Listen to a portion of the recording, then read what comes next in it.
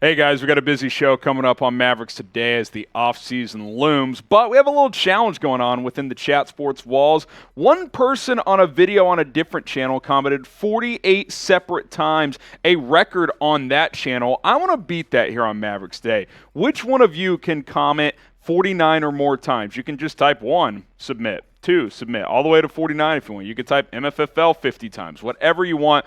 Let's set a comments record. Whoever comments the most on today's video will get a shout out on a video later this week.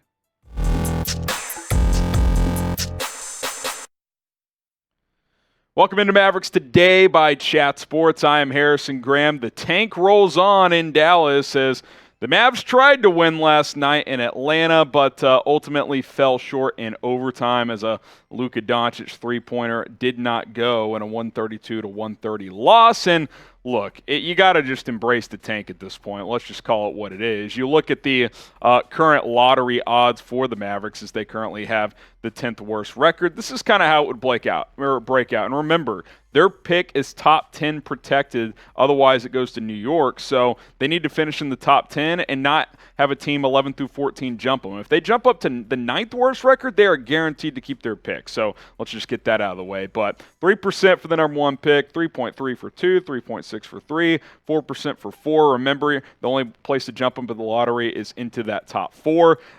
Then it would be 10, 11, and 12. 65.9% chance to get the 10th pick, which they would keep. 19% chance for the 11th pick, which they would not keep. That would go to New York. 1.2% for the 12th pick in the draft. So the odds heavily favor them getting the 10th pick, which would remain as Dallas's. So here's Shams Charania in terms of, okay, how do you handle these final 3 games? Well, he's reporting that things could be shut down. He says, I'm told the organization is seriously considering the possibility of shutting down those 2 guys. Talk about Luka and Kyrie. They have a top 10 protected pick. Being out of the play-in race, it behooves them to not try to keep their pick, and at that point, you have the flexibility of potentially having a top 10 pick. You have 3 first-round picks you can trade this offseason to go get a star, and potentially more players on the marketplace. You look at kind of the tankathon standings, if you will. Dallas is a full game ahead of OKC, and OKC actually has the head-to-head tiebreaker. So with 3 games to go, if they win 1 or less, they're pretty much in the clear. They're going to stay at 10. Now, you'd like to get to 9. You're only a half game ahead of the Jazz right now. If you get to 9, again, you're guaranteed to keep your pick, so that would be the most ideal. You look at Dallas's remaining schedule. Sacramento at home, going to be a tough game.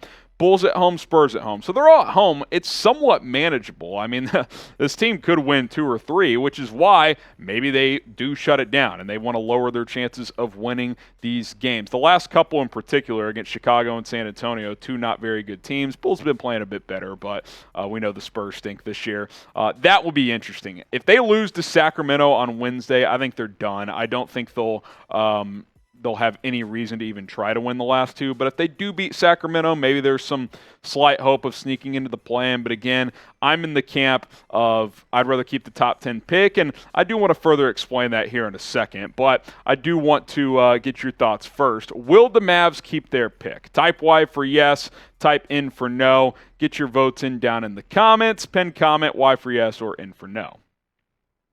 Now, you look at 8 through 12 here. It's pretty tight here.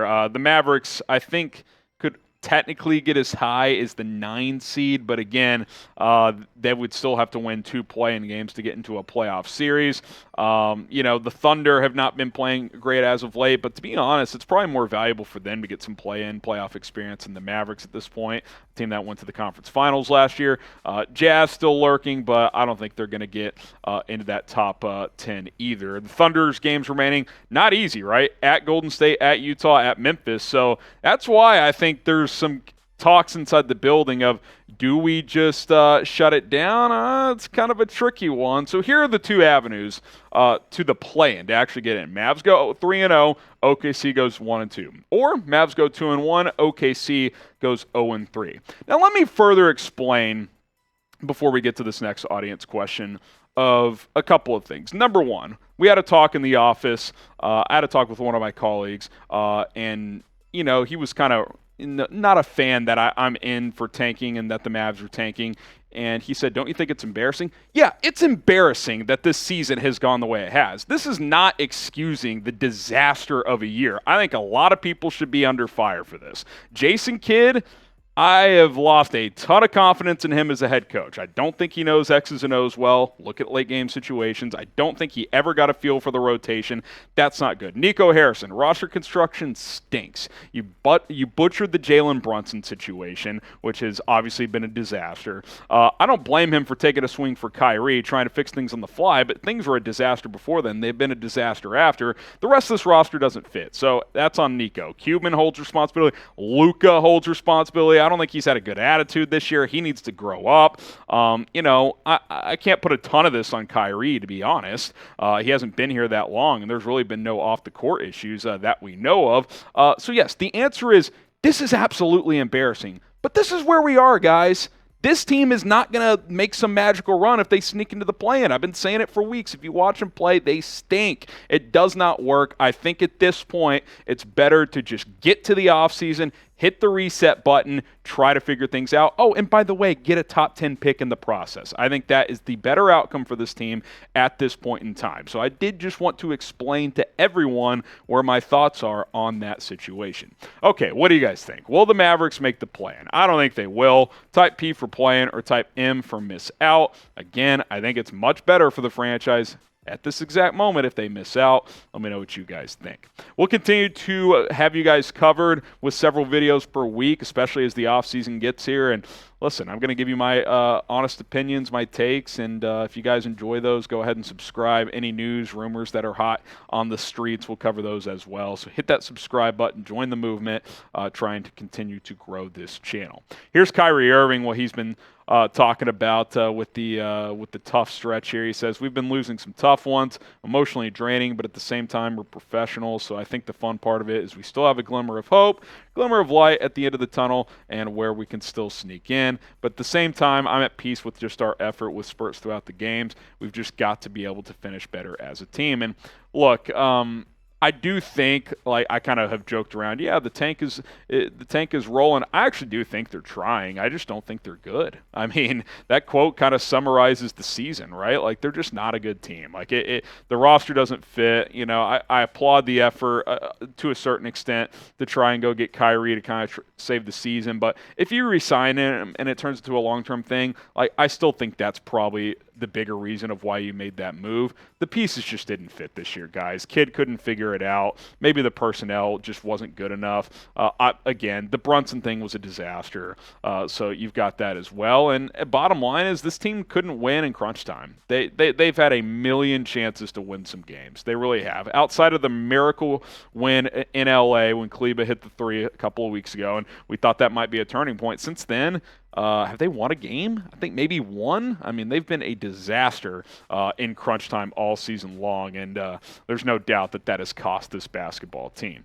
Now, if you want to get some Kyrie jerseys, if you want him to stay here long term, go rep them. Chatsports.com/Kyrie. It is chatsports.com/Kyrie. Pick up a Kyrie Irving jersey today and represent number 2 for the Dallas Mavericks. I've already hit on a lot of this, but some other reasons of why the failures have taken place. I think point number one is you mishandled Jalen Brunson. He proved this year with his play with the Knicks that he would have been more than capable as a very good number 2 next to Luka Doncic. We saw that in the playoffs, and he was out the door. You mishandled it. You could have had him signed before the season. You didn't do it. You felt like JaVale McGee was going to be a good option. That's been a disaster. Christian Wood hasn't worked out. I think some of that's on Wood. I think some of that's on Jason Kidd. That ultimately did not work. Kids' game management and lack of X's and O's in situational basketball, just not good. I mean, there's no way around it. And Luka's immaturity. He's got to mature. He's got to commit to being in good shape all season long. Came into the season in good shape. I think that kind of waned throughout the season. He's got to take that next step as a leader. I mean, I love Luka. I'll defend Luka. He's a top 5 player in the world. But coming off what he proved last year, especially in the playoffs, to not back that up this year, not just in terms of winning and losing, but to not take that next step, that's a bit disappointing. So I think it's a big offseason for him as well. What is the biggest reason for the Mavericks failures this season? Why did they fail? What do you think? What is that biggest reason? Drop a comment. Let us know. Again, trying to set a comments record, so let's make it happen here on the show.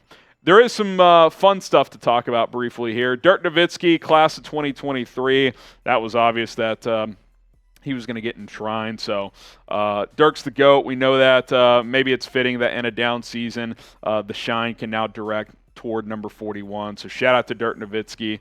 That's going to be a fun Hall of Fame speech when that happens. So kudos to the GOAT, and they could certainly use his floor spacing this season. Other Hall of Fame inductees: Dwyane Wade, Pau Gasol, Tony Parker, Gregg Popovich, and Becky Hammon. So congratulations. Remember, it's the Basketball Hall of Fame. It's not necessarily the NBA Hall of Fame. So keep that in mind as well. Show Dirk some love. Hell, type 41 times. You'd be in good shape to have a chance to win that comments goal. But make it happen. The GOAT is the GOAT. It's always going to be Dirty Dirk. So get the 41s going. We'll see you next time here on Mavericks Today.